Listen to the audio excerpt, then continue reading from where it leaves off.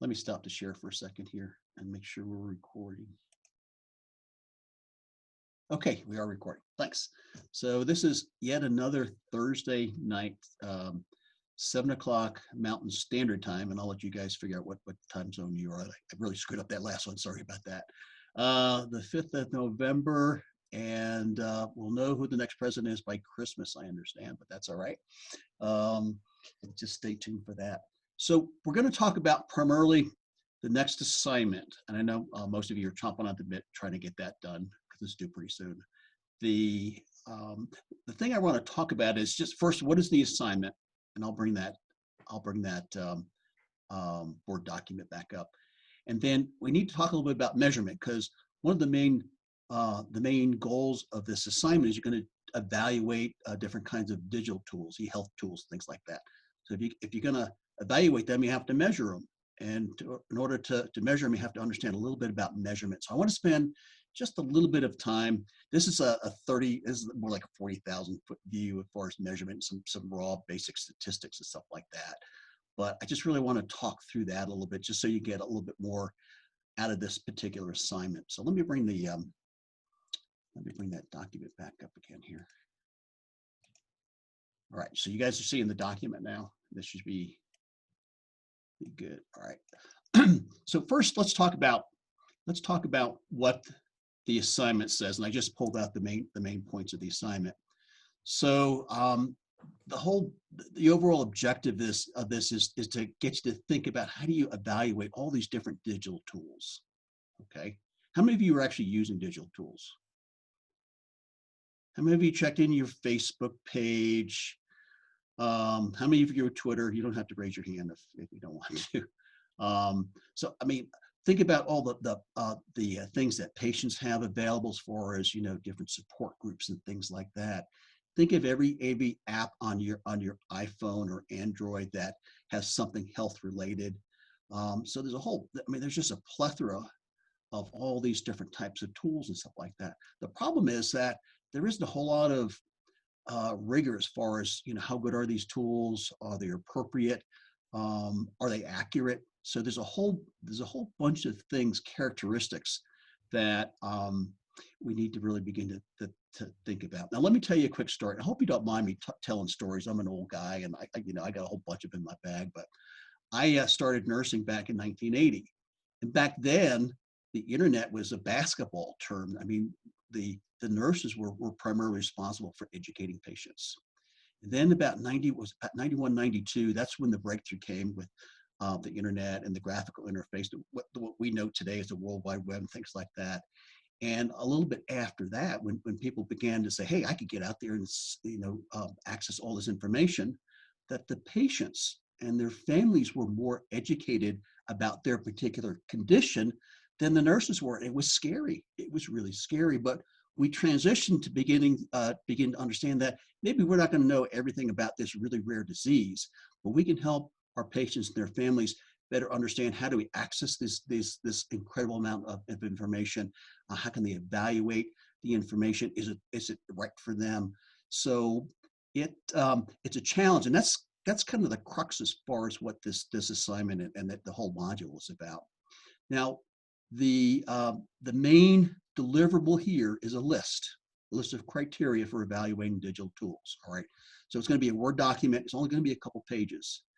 One of the things I will ask, and in fact I need to put this on the paper here, but I do want at least a little bit of narrative up front as far as what you're evaluating, what you're looking at. All right, so but the main thing is it's this comprehensive list. All right, and this was Diane Skiba. I don't know if you know who Diane Skiba was. She's known internationally for working in informatics education. And this was kind of her area as far as e-health and stuff like that. Just look her up, and she's written zillions and zillions amount of articles about this.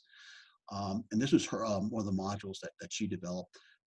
But if we begin to think about what is it that you want to evaluate, it's pretty easy as far as looking at it from social media versus an app versus a web. So if you take it and divide it down into those three different things, you're going to be doing an evaluation tool that can help a patient, a family, community, a population of people, things like that, help them evaluate these different tools available to us. All right. So the rubric itself is an evaluation tool, right? So we'll come back to this, but it's basically 40, 40, and 20%. The first criteria is comprehensiveness. The second is clarity of the criteria.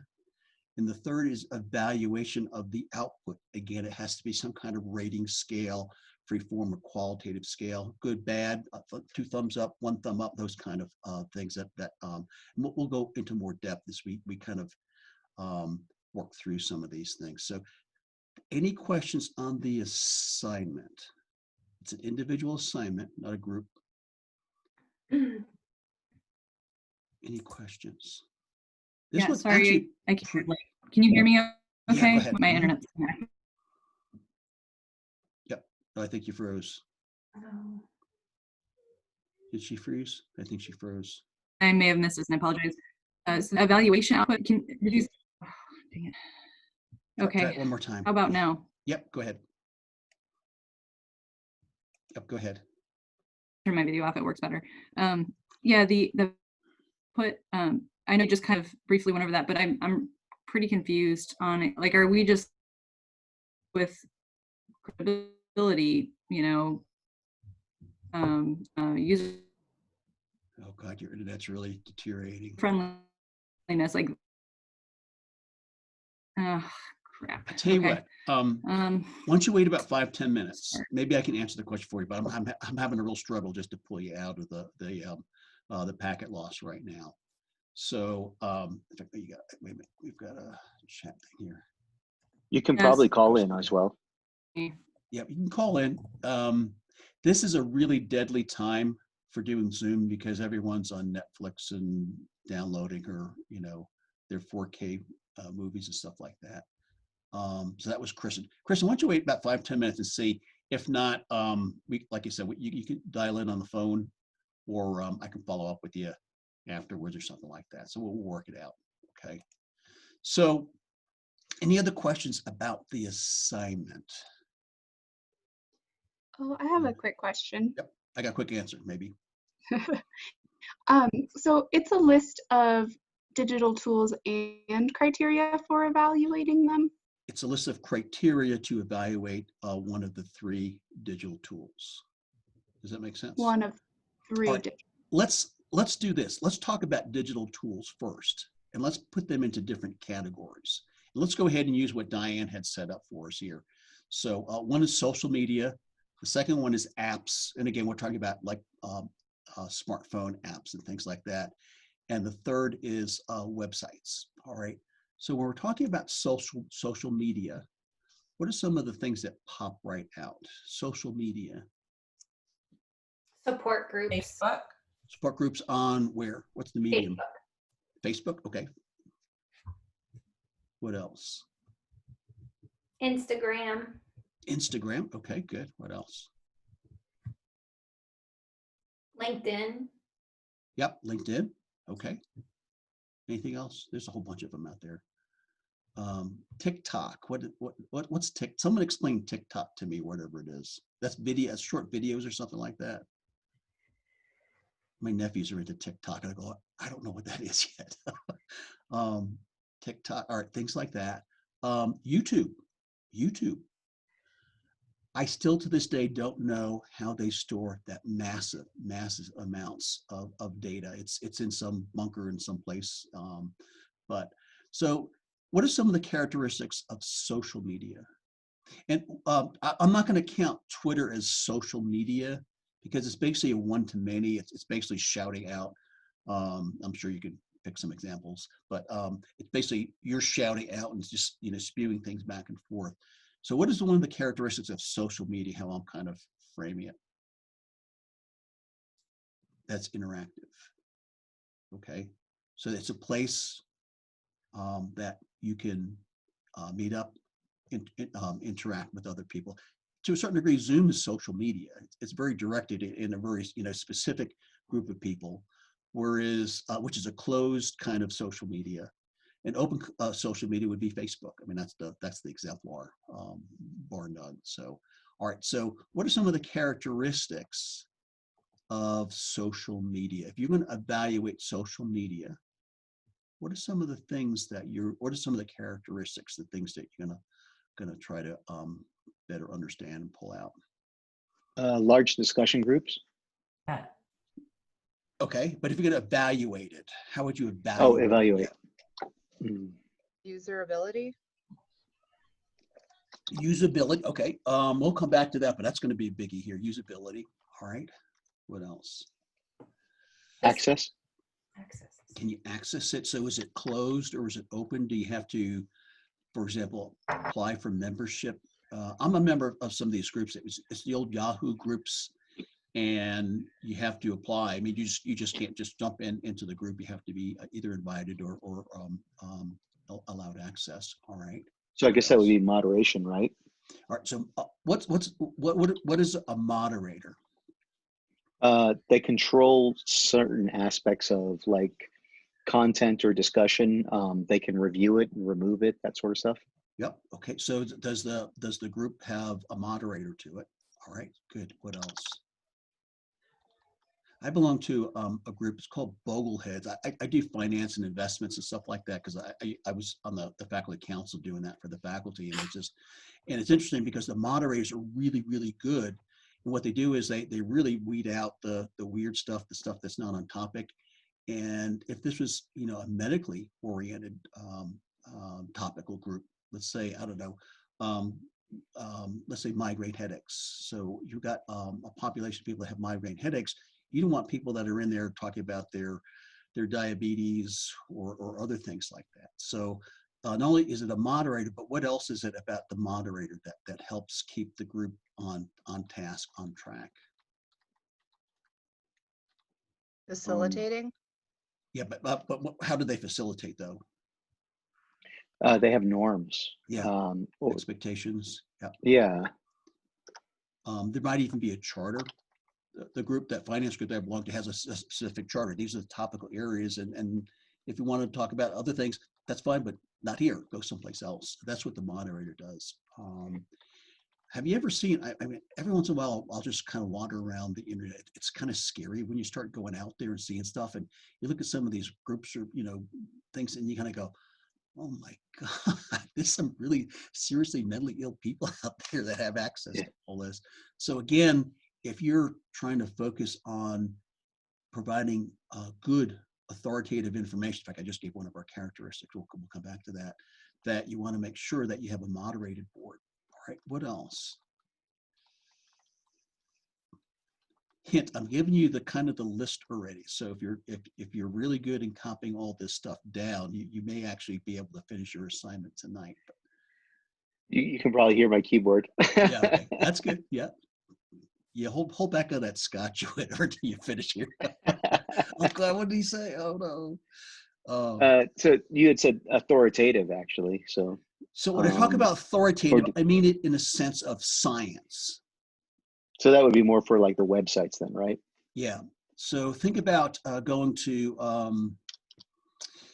well, PubMed's not a social media. What am I thinking? WebMD. How many of you actually look at Web? And that's pretty good. The Harvard one's pretty good. The Mayo Clinic one is pretty good. Exactly. Associated with institutions. Yep. Or Yeah, NIH. NIH is, yeah, actually NIH, AHRQ, Agency for Healthcare Quality and Research, is an excellent one for healthcare systems and things like that, measurement, quality, improvement, things like that. So these are authoritative boards, all right? I'm calling them boards, just a generic term for forums or whatever you want to call them. So if we think about it, if people are relying on things on the internet, now we all know that everything on the internet is true, is that correct?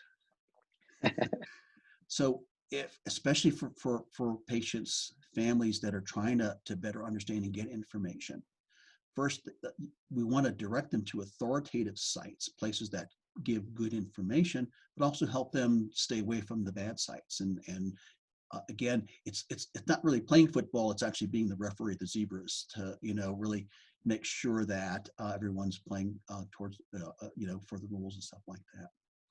All right, so that's sort of let's sort of back into this.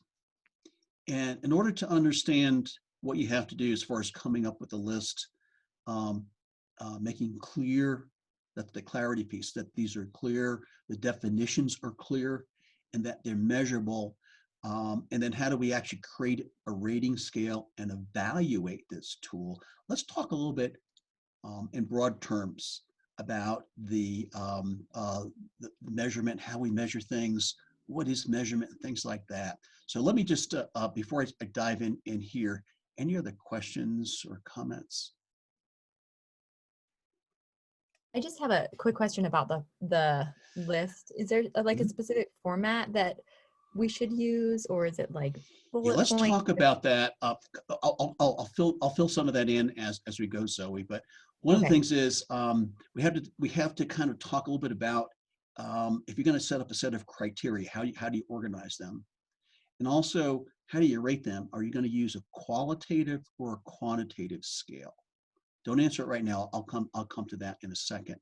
But there's a couple different component parts. That's why I want to spend a little bit of time talking about measurement tonight.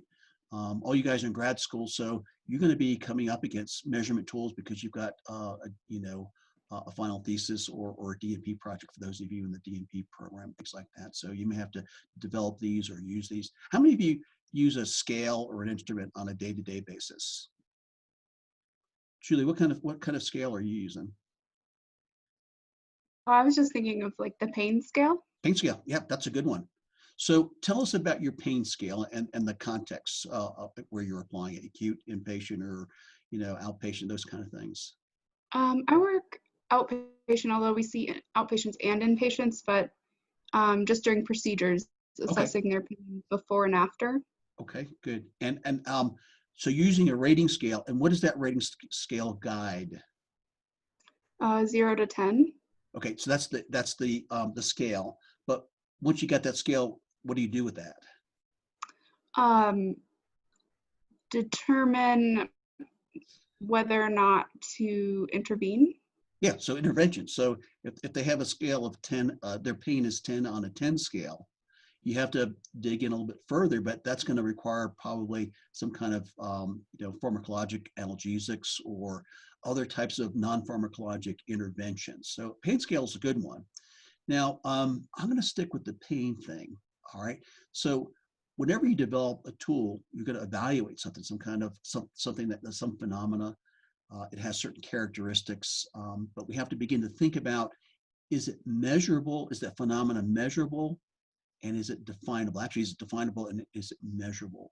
So when we talk about pain, how many of you have ever experienced pain? Describe it. Well, yeah, God, well, here, I got scars here in my hand. You can't really see it. I was in the oven last week, and the pizza was overflowing, and I went with the tongs and I burned and I said some really bad things I can't repeat here. And I got this ugly scar, but my pain is actually pretty good. I don't know, it was on the backside of my hand. If I had done the same thing on my palm, on my fingers, man, I'd still be hurting. So again, there's an understanding. That's that knowledge piece, getting back to the last assignment, the knowledge or understanding of the phenomena from both a pathologic scale, a cognitive perspective, and so forth, but being able to measure that. So whenever you give a pain scale, that's been the classic one, pain scale on a scale of 1 to 10, what does that tell you? What does that tell you? Intensity. Okay, that's measuring some kind of intensity with the idea that the scale is bounded from 1, and actually it probably should be 0. I mean, 0 would be no pain. 0, yeah. Okay, so we'll talk about the level of measurement here in a minute, as opposed to 10. But what is the context of that? It quantifies your level of pain. It gives you an idea, kind of like Dale was saying, on a scale of 0 to 10, how. So you got some boundaries. You probably have a distribution. Okay, so Hannah, you're our stats expert here. If you're looking at a distribution of pain, you got a score of 1 to 10, and you took 100 patients, and you're trying to, and you're looking at Julie's outpatient clinic, all right, and you're trying to determine where the typical patient is, all right? So you would probably have a distribution.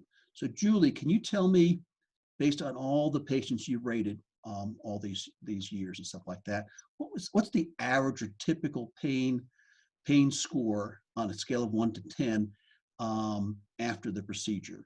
What do you typically see? Just the score. I just want to know the score. I don't want to know anything else. I just want to know the score. We'll say average is 6. A 6. So you would probably expect after the procedure something like 6, maybe 5 or 6 or 7. That's the curve. Okay, that's the bell curve. And the mean, the average, is what's in the middle. So your average is a little higher as far as the total scale. All right, but that's your population mean. Does that make sense? So in Julie's clinic, typically after what kind of procedures are these? Endoscopies. Okay, GI. Okay, it's GI lab. Okay, all right. Endoscopies, upper and lower. Okay, things like that. All right. So we know that those are unpleasant. It's invasive, but it doesn't actually destroy tissue. I mean, if you're actually doing a percutaneous intervention, you're actually puncturing the skin and things like that, that might cause more pain. So it's mostly the pain and discomfort after the procedure, obviously from the invasive procedure. So if you had a patient, so you're expecting 5, 6, 7, that's, somewhere around 6, that's your usual post.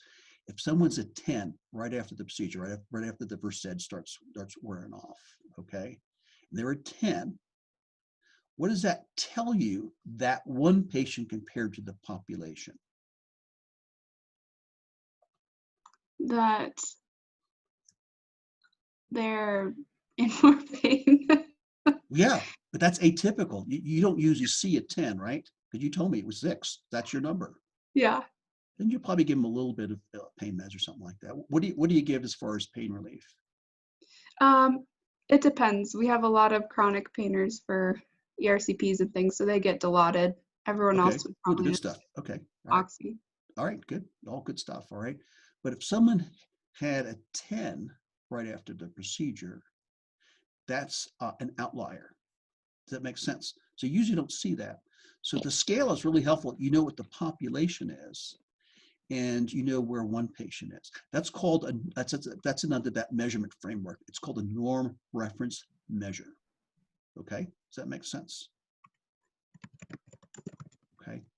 Now that's important because if you're going to do evaluate these digital tools, one of the things you may do is you may have a list of criteria, and you may have a scale.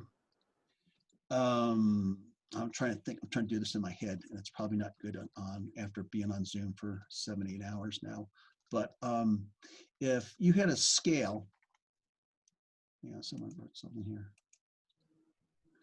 If you had a scale, let's say 1 to 10 for each of the 10 items or something like that, okay?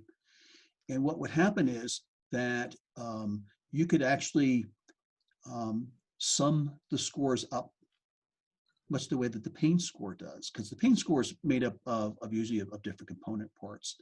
And then you can either sum the scores or use the average of all the scores. So you have a whole bunch of statistical operations that you can perform on that measurement, that norm reference measurement. And then you know, as far as the population, you know where this one subject or patient is and things like that. Another good example is like the SAT or the GRE. Did you guys have to do GRE to get into the master's program? Okay. And again, that's a score. GRE, I can't remember GRE. That's a score of a couple 100 points or something like that.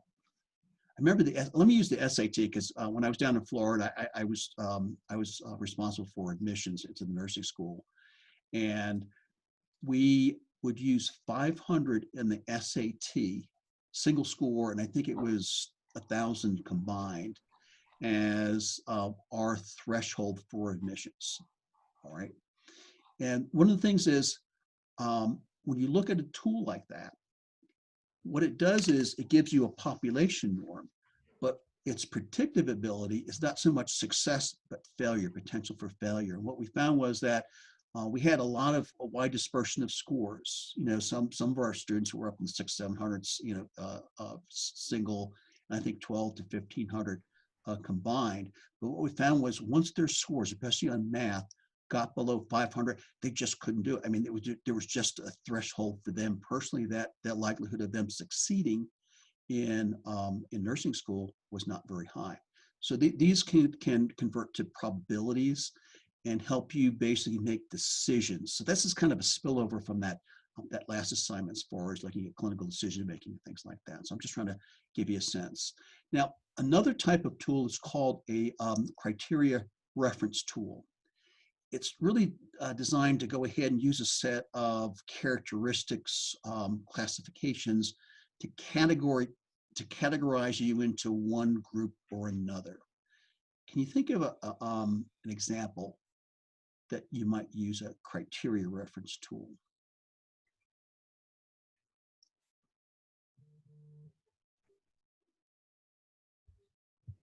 Okay, for all my active duty military, your annual evaluations, that's probably criteria reference. There's certain criteria, certain things you have to do to meet your criteria in rank. Is that correct? And that's a standard. So that, again, when you're looking at whatever rank you are, 03, 04, whatever, that you're using that as a standard. That's the criteria. You have to meet that criteria in order to advance, things like that. Can you think about some clinically focused kind of criteria reference measures? Well, are you talking sepsis? about, oh yeah, I was gonna say the COTI bundle, something like that? Like that's the intervention. That's the intervention. Okay. Okay. So like diagnosis criteria, like for sepsis, like a certain like temperature, WBCs, all that sort of stuff. Exactly. So again, those are just examples or exemplars of a criteria reference tool. The reason I'm going through this is you've got different choices for this assignment. So you could do a norm reference tool, or you could do a criteria reference tool. Either one is fine. I'm just trying to give you just a little bit of information how you might set that up. Okay. Now, anything that that you're going to measure, you're actually going to create some kind of evaluation tool or measurement.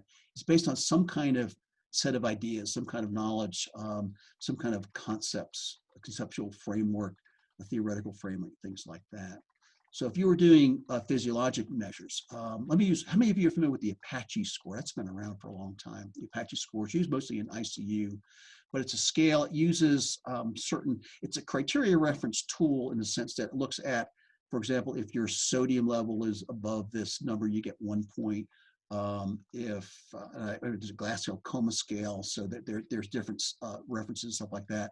And what that does is it produces a probability of death or other comorbid conditions, things like that. So those are just some ways as far as setting up these different tools and stuff like that. Now let's talk about qualitative versus quantitative.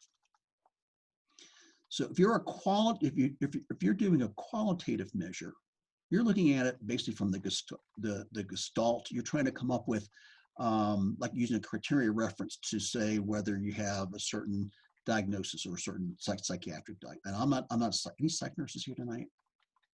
There's certain behavioral and cognitive criteria that might say that this patient is on a trajectory to Alzheimer's or something like that. So that in a qualitative measure, you're just basically coming up with some kind of context output. So good, bad, indifferent, one thumb up, things like that. It's not a number, it's just some kind of way to put a value or an understanding as far as either an outcome or an output or something like that. Quantitative, we've already done quantitative, but basically it's putting some kind of numeric reference to a set of criteria that comes up with the score, and then you use the score for comparative purposes and things like that. Now this is getting heavy into stats. Am I confusing anyone here yet?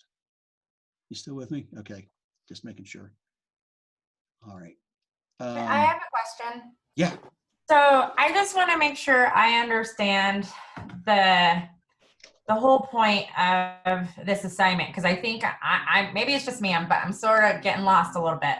So we're supposed to, you're wanting us to create this tool, this list of criteria that will be able to evaluate apps, social medias, or web. Let's just say I came up with 7 specific criteria, and then discuss how those criteria are to be measured, what the framework is, the type of measurement we're using, how it's going to apply in the tool itself.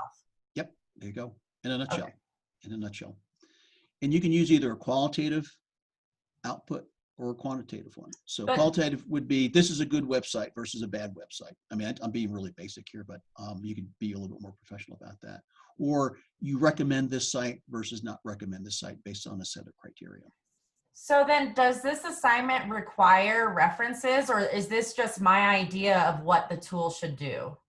It doesn't specifically ask for references. You know, I get picky about that. So if you're making a drawing from actual factual sources, references, knowledge sources, articles and things like that, I would ask that you just go ahead and use that. Now, what I don't want is a copy and paste of a tool that already exists. I want you to go ahead and do your own. Okay, so please don't do that. And the overall objective is to come up with some way to evaluate these online or these apps, these digital e-health tools. And that's going to spill over to the next assignment when you do the clinical note. And there's a fellow named Jack. I think it's Jack Morrow is the patient's name, and he has epilepsy. And you're going to part of that note is you're going to go ahead and make recommendations, places where you're going to refer him to as far as to get additional information, knowledge, help support groups and things like that. And you're going to use the tool in this assignment to go ahead and give him a sense as far as what's appropriate, what's good, and things like that. Does that make sense? So this is kind of a two-step process. Build the tool here, and that's mostly it. That's what you're going to do and do the evaluation. And then you'll use that in the next assignment with the clinical note and use that to guide your recommendations to this particular patient. Does that make sense? It's kind of a fun assignment. You have to kind of think a little bit outside the box, and then it gives you some, at least some beginning ability to really think at a graduate level about, not just say, hey, go look at WebMD for, look up what you got, as opposed to, well, here's some really good sites based on, evaluation or, some measures, something like that, that can really help you better understand where to go and how to get information. And by the way, on this next assignment, you're going to say, well, how are you going to, if you have some additional questions, come back, we can go ahead and work with you on that. All right. So question, does this tool that we're going to create, does it need to evaluate the social media, the app, and like what, is it the same tool for each of the 3 items you want us to evaluate? So you can have one tool to evaluate all 3. What I find is sometimes it's easier just to make it 3 parts. Okay. Because you can evaluate social media differently than, say, apps. Okay. But there are some common references or common concepts. For example, usability. So if you pick usability as one, you have to define it. So that's the clarity part. You have to clearly define it. What do you mean by usability? Mm-hmm. Well, if I ask all of you, you probably come up with slightly different answers. That's the reliability piece. We'll talk about that in a minute.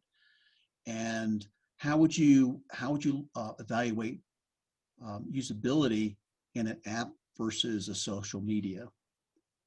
Okay. And we can think through. So you're going to have to think about this. There isn't a whole lot. This isn't like the last paper. You had to spend a lot of time writing. You're going to have to spend some time thinking it through. And then how are you going to set this up? Generally, when I get the in my other classes, when I get this assignment, usually the things I see is either there's way too much information. You got page to page and pages, which probably doesn't really pass the usability test. It's just not usable because you got to go through so much just to evaluate one site, or something that's just too sparse. There's just not enough things in that criteria that you're trying to construct that really helps give a clear essence as far as what you're trying to measure and things like that. So it's kind of a balance. So that's kind of measures stuff like that. let's talk real briefly then- about, oh yeah, go ahead, I'm sorry. Sorry. So then this assignment is not in paper format, right? Yeah, so just put it on a Word document. And it could be like bullets, and because in my mind what I'm envisioning is if I were to separate it out, let's just say apps from social media and websites, and I have, let's just say 7 in each category that I want to evaluate for these things, and I might have a little paragraph under each of it about the measurement, about how I'm measuring it and what I'm looking for in an app versus whatever. So it's more just like bulleted, right? That's more of a qualitative approach, but yeah, that's good. Yeah. Mhm. Okay. All right. Real briefly, let's talk about levels of measurement. And for those of you guys, you can hear I'm from New York, right? You guys. You're talking about interval or ratio level measurements, ordinal and nominal. All right. Real briefly, if you're using interval level measurements, what is that? Give me an example. Interval An level. interval's it's a scale that has a fixed difference between 2 different points. Exactly. It doesn't necessarily have a zero. May not. Yeah, Some temperature's scales a do, good- but yeah. temperature's a good one. Is there such thing as a zero temperature? Not in Fahrenheit and Not Fahrenheit. Celsius. Actually, Not truly. Was Well, it Kelvin it goes to Kelvin zero. is a Yeah, zero. That's Yes, a exactly. whole other different set. That's astronomy. We're Yeah. not gonna get down Exactly. that rabbit The hole. zero in temperature is not a true absence of heat or cold, which is why it Exactly. still says interval, right? Yes. But it's a relative measure. It's the same scale.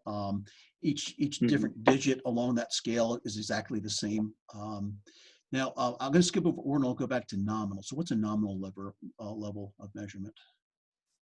Male, female, Yes or no? yes or no. Good. It can be binary. It can be multiple different choices, stuff like that. Red, green, blue, those kind of things. All right. Now ordinal is somewhere in between the two. Now think about red, green, and red, yellow, and green. The classic traffic light, but we use that a lot in clinical settings because you want to know if something's really good. If the patient's good, they're level 1. They're green. Yellow is, something's going on here, and maybe we need to provide a little bit more scrutiny. And red means get the code cart, get the red cart, and this is falling apart pretty quickly. So that's an ordinal level. Okay, 1, 2, or 3. Because the difference between everything's hunky-dory and something's going on, there's a whole lot of things that happen in between those two.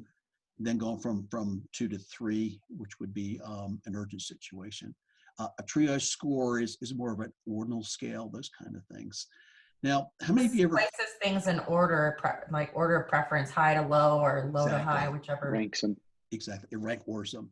And the reason we go through this is that the statistical tests that you will use are different depending upon the level of measurement. That's the only reason I want to just put this as a footnote here for our discussions, stuff like that. All right, you've got that. Types of measures. Let me just go up here a little bit. Types of measures. I mean, we've pretty much talked through most of this. For our purposes in completing the assignment, the focus is going to be on these digital tools, but again, there's other types of measurements, like talking about labs and clinical measures, things like that, interviews, questionnaires, rating scales. Do you know about the class? I mean, everyone here has filled out one of those. Strongly agree, neither agree, Likert. And actually it's Likert, believe it or not. It's actually, everyone says it's the guy's name is Likert. In fact, one of my faculty, Likert. when I was at University of North Carolina, he says, no, the guy's name is Likert. I used to work with him. I think he was from Michigan or someplace like that. Okay, everyone says Likert. So,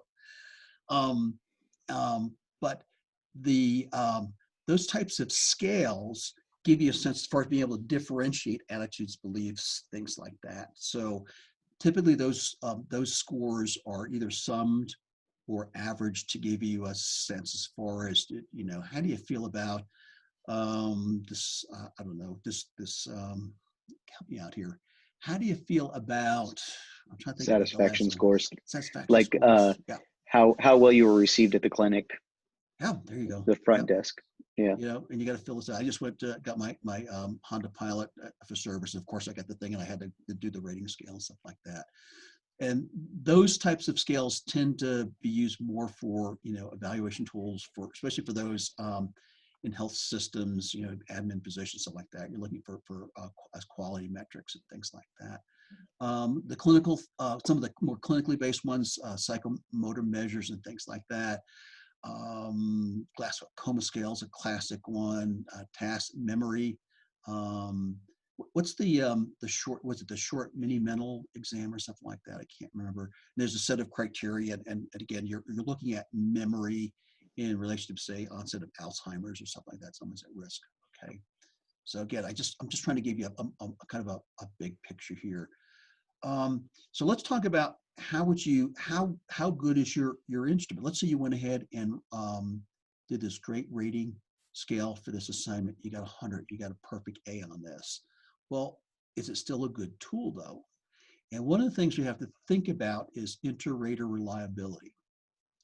Now, the one that's a good example. How many of you have ever seen the Olympics and like the skating thing, whatever it is, and they do the skate thing and like 5 or 10 people, they put up their score, and you know, it's all electronic. They put up the score, and you know, the top end of the score is 7, and there's a 6 and a 7 and a 7, and then the Russian guy's always 3 because he wants his guy to win or something like that. So it's that inter-rater reliability. The more consistent of those scores, the better the measurement. Now, this is a little bit different because they're observation and they're using their expertise. They're experts in whatever they're trying to measure. In this case, skating. But that reliability, if you don't have a reliable tool, let's say you got your scale and you gave it to 10 of your nurses and they all came up with different scores. That's not a reliable tool. It's not a good tool because it's just not consistent across different people that are rating it. All right. Now, another issue is validity. Validity, and I'm going to really just gloss over this because I could spend probably 2 days talking about this. But validity at its essence is, are you measuring what you actually want to measure? Okay. So if you're using, let me try to come up with a bizarre example. If you're using a patient's weight to assess their cognitive performance, does that make any sense to you? No, I mean, there's no relationship there. So there has to be a relationship between what you're measuring and the underlying concept and things like that. Precision is the degree of precision of the instrument itself. So think about, let's keep going on the scale thing here. Let's say you had a scale that was scale in kilograms, and you're using this to weigh patients that's accurate to 0.0000001 kilograms. If you blow on the scale, that will change the actual measure. All right. Now compare that. Let's say, well, this scale is just way too sensitive. It's driving me nuts. In fact, we used to have one when I was working ICU. We used to have the ones that the Hoyer lifts, and the scale used to be in there, and it was so sensitive. It would just swing wildly just because you couldn't get the thing stable. But let's say, all right, well, let's just go to the local truck stop. This weigh the patient on the truck stop. Well, it's good to 100 pounds or 100 kilograms or something like that.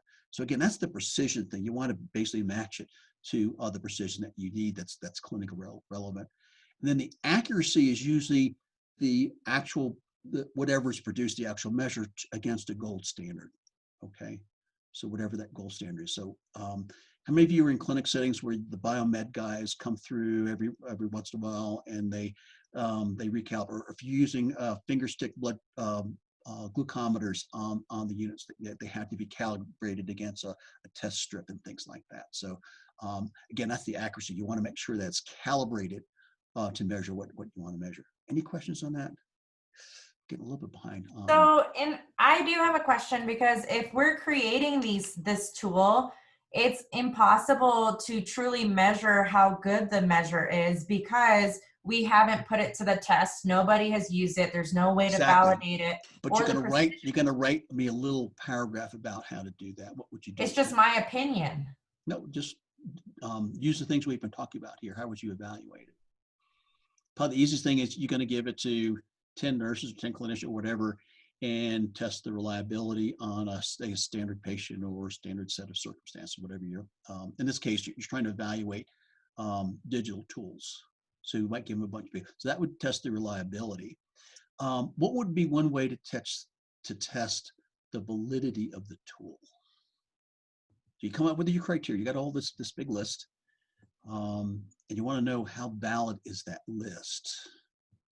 What might you And do? validity truly comes through research. To validate tools, any tools that we use in the hospital, we do through research, and the We lost him. validation method is through use within and seeing, is it consistent when Hana uses reliability. Okay, good. when Hana uses it and Dale uses it and day shift uses it and night shift uses it. Yep. On when we're doing our bell curve, is it coming out to be accurate for what we're expecting? I mean, that's how you usually, I mean, in simple terms, that's a reliability part, but the validity piece, you come up with this list, you're looking at digital tools, all right? What might you do to test how valid is your list? Go to the experts, right? Have experts actually give you feedback on the actual, is this actually measuring usability? So let's say usability is one of your criteria, and you've got certain characteristics about usability that you will go ahead and just, map that out. You give to an expert, a usability expert, someone who's spent their whole life in measurement and usability testing, things like that. Just ask them as far as to give you feedback and things like that. So again, that's just some of the things that you might use. You might use the patients themselves. Let's go back to Julie's 10 scale on the pain scale. Ask your patients, if I ask you about your pain on a scale of 1 to 10, is that meaningful to you? Can you relate to the number and your pain? And what's interesting about that 10 scale is a lot of patients kind of go, well, it doesn't mean anything to me. The 10 is or a 5 doesn't mean anything. I can't take a number and tell you that's what my pain is. I can tell you my pain is in my right, my right upper, right under my ribs and the right side, and it really hurts after I have a meal and things like that. But they can't say, oh, I don't know if it's a 10 or a 9 or something like that. So if your tool's not valid, it's not, you're coming up with a number and you're making important clinical judgments about it. But if it's not valid, as far as the patient can't give you a number that relates to their pain, then that tool itself is not valid. Does that make sense? Does that make sense to you guys? Again, I'm just trying to give you the 40,000. I'm at the 50,000 foot level right now. But all right, so let's talk about how you're going to develop this list. And then we'll talk about a little bit about the informatics perspective, and we'll call it a night. We've got 10 minutes here, so if I go a little bit over, is that okay for you guys? Okay, I know it's Thursday, but yeah. So how would you develop a list of criteria? So we're building a criteria reference tool to evaluate these digital tools, websites, social media websites, and apps. So where would we start? Just thought Take good notes at this point. What's that? Take good notes at this point. I think Zoe just reached for her pen. Oh, that wasn't a question. Sorry. That's right. All right. So how would you develop this list? Is that the question? Yep. I'm sorry. So I came up with a list based off if I was the patient as a provider. Okay, good. If I'm the patient, but I'm also a provider and I know what's good for my patients, what would I want these websites or apps or social medias to offer them?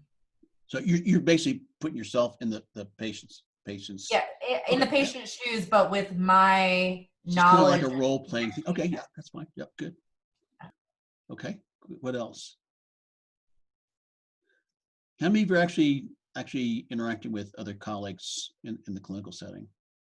You're actually talking to people. That's a loaded question these days. You actually talking to people?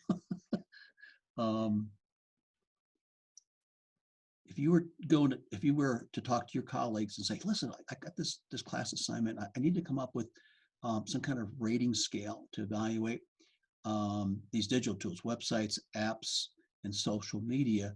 So let's pick social media. If you had to list the characteristics of social media, if you were going to tell patients to go to this social media site for information about whatever disease that they might have or condition, what would be important to you as far as to know how good that site is? So now, say that again. Oh, the first thing I would say to them is make sure it's evidence-based, because there's Okay, so good. much. All right, put that, you guys writing? Okay, Evidence-based is number evidence-based. one for me. Tell me a little bit more what you mean by evidence-based.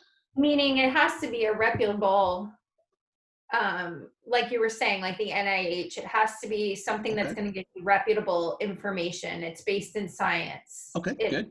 It's evidence-based. It's not just someone's opinion. It's not anecdotal. It's actually based in scientific, information coming from research, randomized controlled trials, things of that nature. So it has to be for one part of it. But if you were going to a support group, it's difficult, because I have psoriatic arthritis, and I'm on a Facebook group for Okay.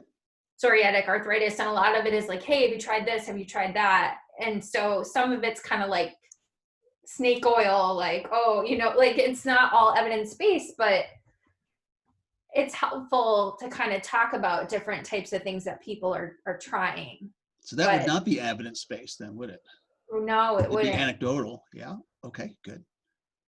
But I mean, see, it's hard. I don't know. Yeah, this is the part you have to actually think through this. And Zoe, did you have a comment? You had, oh, you were just, okay. What else? All right. How would you evaluate social media, digital apps? Well, I guess what comes to my mind is what is a person's intent? Like the user, someone said like usability, like what is the user's goal of these?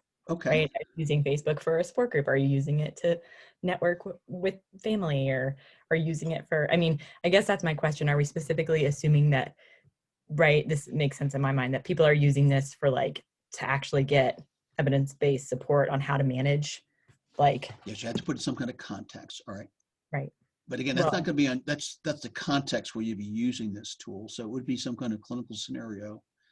In the next assignment, it's an outpatient, he's got epilepsy, and I can't remember, I gotta go back and look. But so it's the patient context, and you're gonna recommend websites. So if you're gonna put your license on the line and recommend these websites, what would be important to you from a professional standpoint, but also putting yourself in the patient's position, that you're going to tell them go to this website because it's good, bad, or I don't know. Would you ever send someone to a bad website? Not intentionally. Yeah. So again, that might be one way to help as far as coming up with this list, is to say, all right, what's a good? How do we define it, and then how do we measure it? And then how would you go ahead and differentiate that with a bad website that is giving corrupted information, just wrong information, things like that. So begin to think through the criteria as far as trying to differentiate good versus bad. I mean, that's not a really good way to but it's good to start the discussion tonight. But how would you differentiate between a good website and a bad website, or one that is evidence-based practice versus anecdotal, those kind of things, and kind of walk through there. From a website standpoint, yeah, go ahead, Dale. Oh, I was just going to say, from a website standpoint, NIH actually has some nice criteria. Okay. For talking about it. Exactly. So it talks about, accuracy, authority, bias or objectivity, currency or timeliness, and coverage. Okay. So if you reference that site and say you use the criteria from this authoritative site, you've got probably third or half of your assignment already done for you. Yeah. As long as you reference it, you're good. Okay, you're not just copying it. As far as the site itself, what are some important criteria for evaluation? Do you mean like, is it appealing? What do you, is That that could what you be, mean? that kind of dovetails into the usability. Is it easy to use? Usability, yeah. The other thing is security, confidentiality, and privacy. Do you know the difference between the three? So what would, if you were going to evaluate a website based on privacy, confidentiality, and security, what would be the individual criteria for that privacy? It would have to be a closed group, right? Okay, closed access or membership only, that's good. That there's a privacy, some kind of note or placard or whatever on the website itself. That there's certain policies, that they won't use your information for sales purposes or things like that. So these might be statements. And again, privacy is a great concept, but you have to be able to measure it at the website. Is there a privacy statement on there? Is it for membership only versus anyone can go to this site? Okay. Confidentiality. This is the HIPAA part of it here. Confidentiality.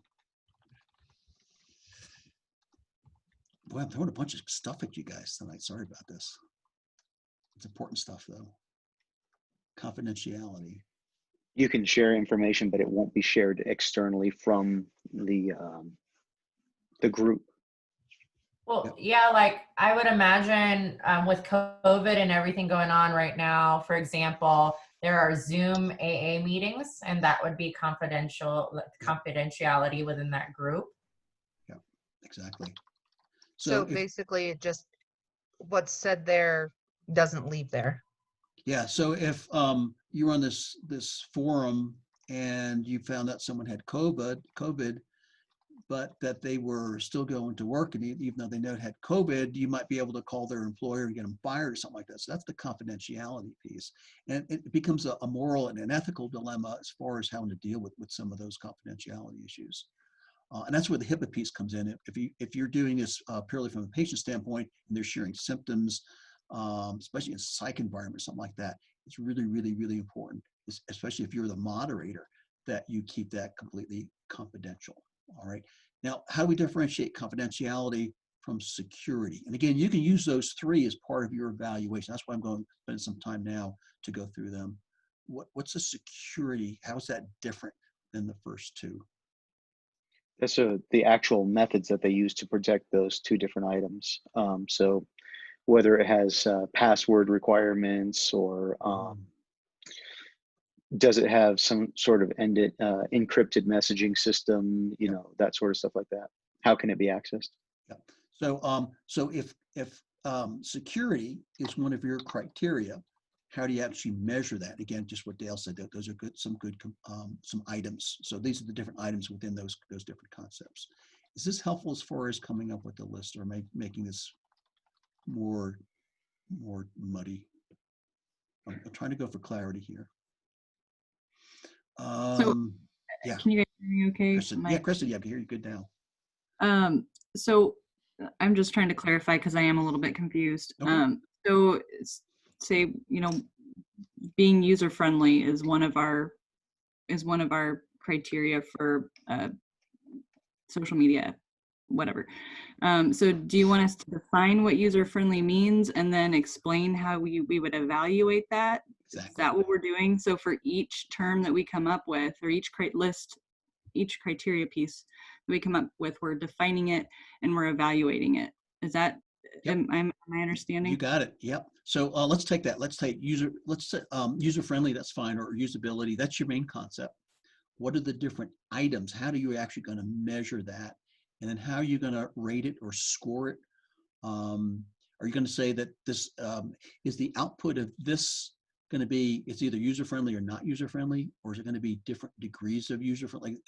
It's kind of user friendly, but it's kind of unfriendly, but not, I don't know, something like that. And this is the measurement part of it as far as how are you going to define user friendly versus not user friendly. Are they polar opposites? So Yeah, I I mean, think and I think that kind of, like to Hannah's point, like that's where, like, in order to figure out whether something is truly user friendly or not, you have to, you know, put it out there and You Kinda have to beta define it test and it, then if you measure will. it. So think about that. That's the concept, user friendliness. Mm-hmm. You have to define it to the degree that you can actually measure it, then put some kind of, either numeric rating or qualitative rating on it. Okay. That's the hard part. It's easy to come up with the concepts. It's a lot harder to go and dig in and come up with different items and then coming up with some kind of way to evaluate it. Whether it's going to be, I mostly do quantitative work. So my inclination is just go ahead and put a number on or a scale or something like that, and then find some way to evaluate the scale.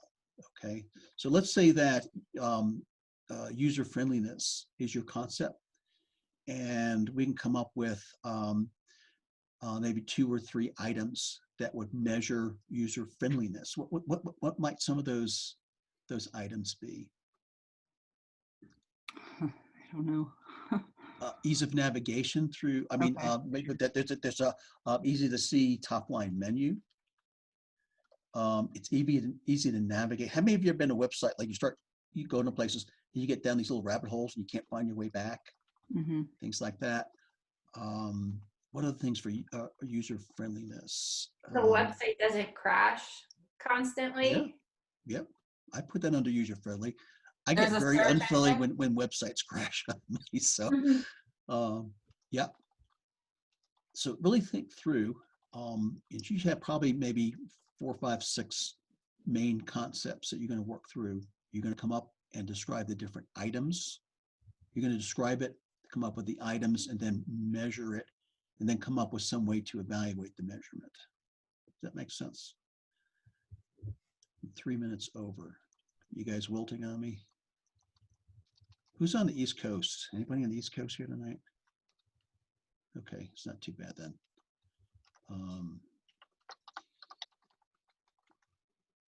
What do you mean by a way to evaluate the measurement? So let's say you come up, let's go back to your pain score. It gets back to, all right, you come up with a brand new pain score. And it's based on colors or something like that. So instead of 1 to 10, rate your pain. If it's really bad, it's red. If you're just feeling just lousy and miserable, it's purple or something like that.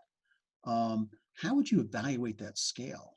It gets back to what we talked about before, but again, I want you to write just a little bit of narrative, how you would rate that score.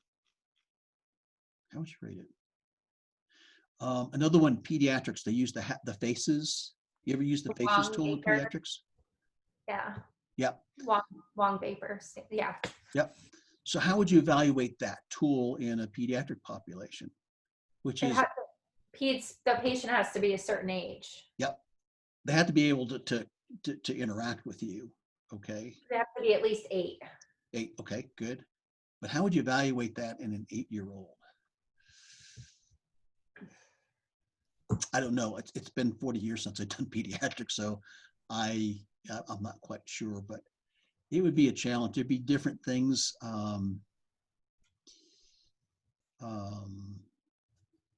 Let's pick an easier one because my brain's starting to really shut down on me right now. How would you evaluate, I don't know, a website?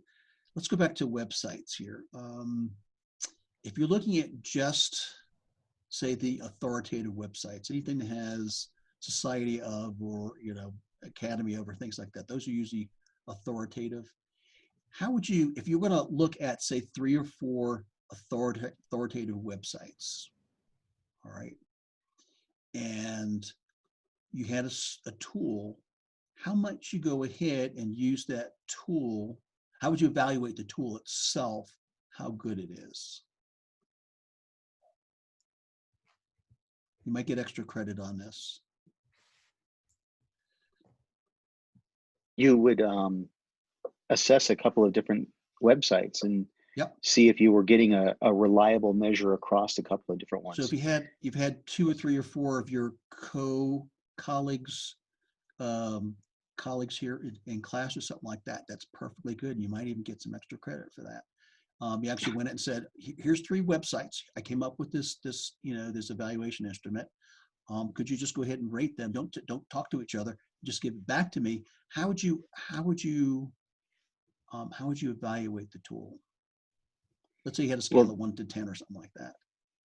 that's where you'd be using inter-rater reliability. Exactly. So if you had a consensus that was relatively consistent across the board for each of your measures, whether it be so authoritative, so is it from a reputable site?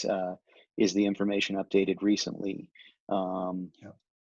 You know, however you use it, and if you gave it like either a 1 to 10 measurement or a Likert, and then each person had a relatively close evaluation within a few percentage points, then you would say that your Yep. tool is slightly more valid. Reliable. It'd be reliable. Reliable, sorry. Yeah. That's good. And don't call it liquor because no one will know what you're talking about. It's Likert, even though that's not the correct pronunciation. Yeah.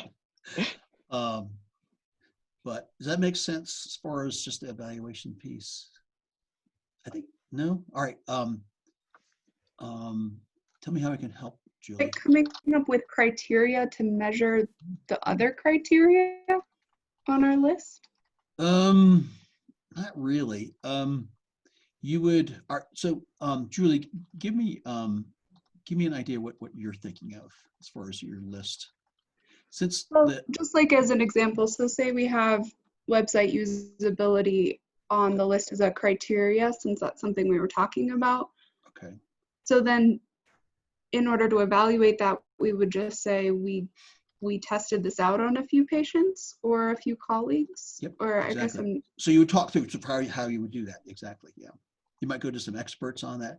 Let's say you're not quite sure if you got the usability or the user friendliness piece right. So you might actually talk to some experts and just give them the tool and ask them for some feedback. You might actually have different people look at the descriptions, how you're describing it, or the different items and things like that. So you might, especially for pain, you might go back to some of the basic concepts so that people experience pain in different ways depending upon some of the different types of the etiology of the pain, whether it's chronic or acute pain, whether it's visceral pain versus somatic pain, things like that. So for the more physiologic based things that you would do that. Now we're sticking to digital tools here, so that to the degree that you can begin to think about maybe talking to experts who design these things, say, well, all right, you design websites. How do you know if you design a good website? What are some of the things that you might think about when you're designing a website? Perfectly, if you want to do that, that's fine. Just put it in your citation that you talk to University of Colorado Information Technology Support Team or something like that, and ask them. I know we're kind of running out of time, but that's some of the ways that you might evaluate that as far as the different criteria. So for, oh, sorry. So for the evaluation part, it can just be like one paragraph explaining the entire process, not each one individually. Yep. So just one paragraph explaining it. Yep. Now, ultimately, you're going to have to create the list, and then actually, operationalize it. You're actually going to have to in fact, what you may want to do. It doesn't really say that in the instruction. That's why I'm disappointed in the instruction part of it. But one of the things you may want to do is actually do it yourself. Say, all right, I'm going to go to 3 websites and take my list I just developed. And let's say it's a list that comes up with a score, 1 to 10, 1 to whatever. And that you're going to just see if you can, it's called face validity. I mean, is it actually feasible to go ahead and use your list to go ahead and evaluate a website? Now, sometimes one of the things, especially in this assignment, that I see is that you may have a measurement, but it's not really measurable. For example, is it an authoritative site? Well, what does that mean? How do you know if it's an authoritative site? Or those types of things. Are they current? Well, it's with their information, it's hard unless you dig deep into the website to see if they're current, or if they have a statement on privacy. You may have to dig deep into it, something like that. So begin to think about how easy or usable is your tool itself if you're going to go ahead and develop it and actually use it in a certain set of circumstances, especially from a healthcare, a clinical setting. If you're going to give this tool to a patient or a family member, that's fine, but you know, how are you going to make sure that the family can use it and understand how to use it? And is it applicable as far as their needs and things like that? So you're gonna, you know, maybe do a needs assessment, your cognitive analysis, you know, can they actually read and understand the list if you're going to give it to someone, those types of things. Reading level is as a that itself is a whole science as far as if you actually use it doing online patient self-reporting tools and things like that. If you make it too sophisticated, people don't understand what you're trying to ask them. If you make it too simple, patients might feel, you know, belittled and things like that. So, you know, there are all sorts of things as far as evaluating the tool itself that you may want to think about. Reading level is one of them.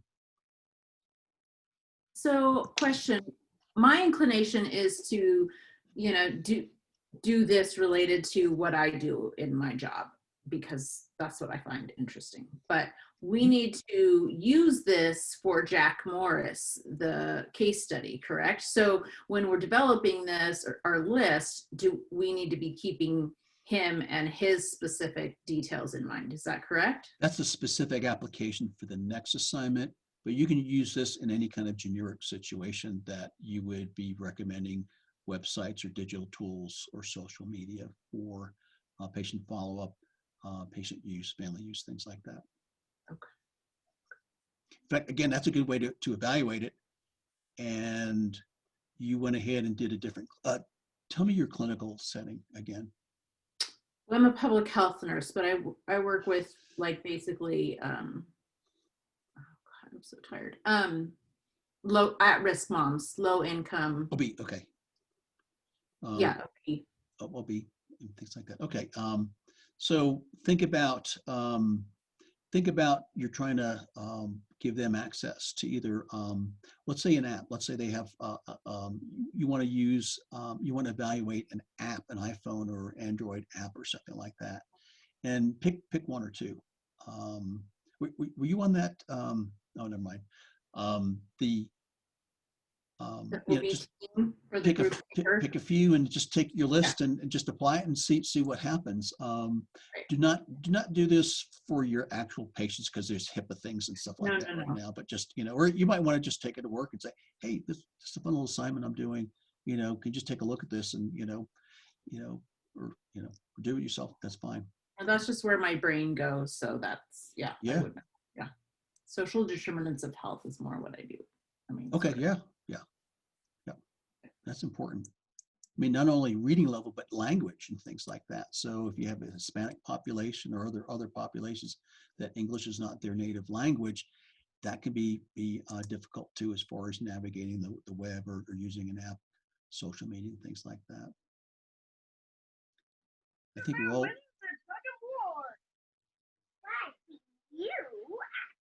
Okay. How's the Thanksgiving harvest going, Cubs? Great. Sure have a lot of veggies in our garden this year. Okay. I mean, that's not me, but I have a question and I have to hop off soon. Okay. So I'm gonna ask over it.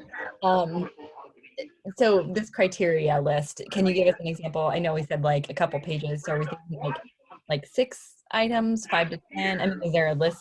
Does it matter? It's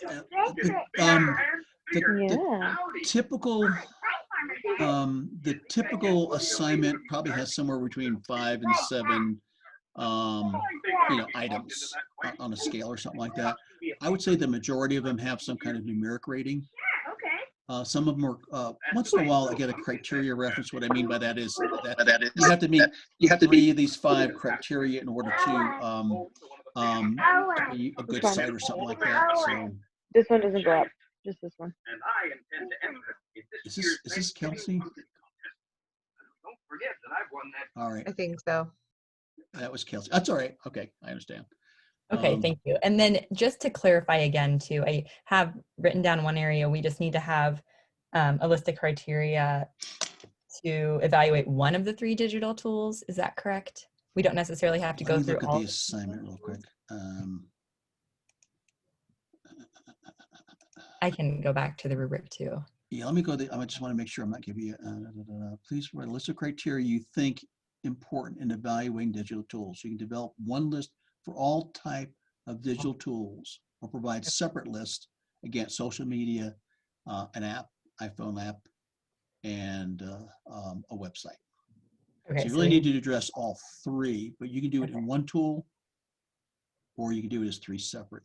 It's easier to do it in one tool because most of these are pretty, I mean, look at usability that you make that consistent across. In fact, if you had four columns, the left-hand column's the criteria, the definition and how you measure it. And then you've got three more columns that you would look at it from a website or social media or an app or something like that.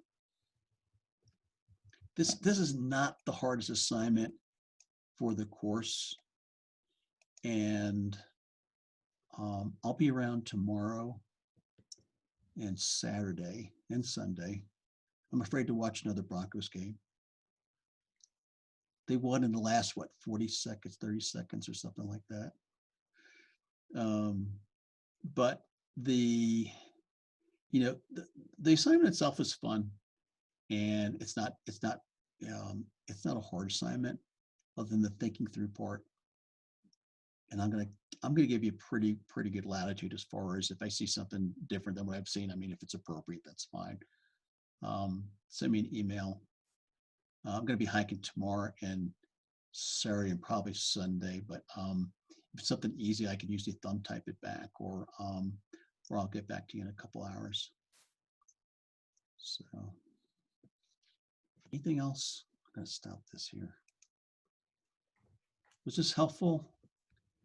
Did I add to your confusion or did I diminish your confusion? That's kind of a rating scale.